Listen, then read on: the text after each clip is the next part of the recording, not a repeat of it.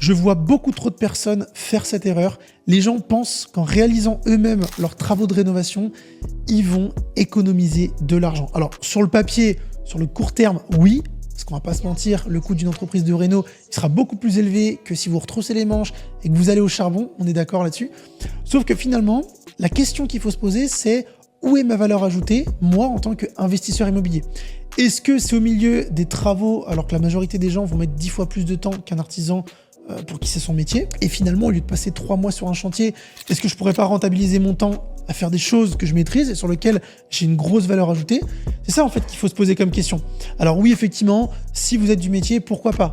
Là, vous allez vraiment apporter une plus-value, ou s'il y a juste 2 ou 3 coups de peinture et que c'est un rafraîchissement, oui, c'est rapide, c'est pas un problème. Mais sinon, autant déléguer cette partie. Clairement, mettez à profit votre temps ailleurs. Là, vous avez une vraie valeur ajoutée. Et surtout, ce qu'il faut bien comprendre aussi, c'est que, ok, vous allez économiser de l'argent en faisant vous-même les travaux, d'accord? Mais vu que ça va durer plus longtemps que si c'était une entreprise de réno, du coup, vous allez mettre beaucoup plus de temps avant de faire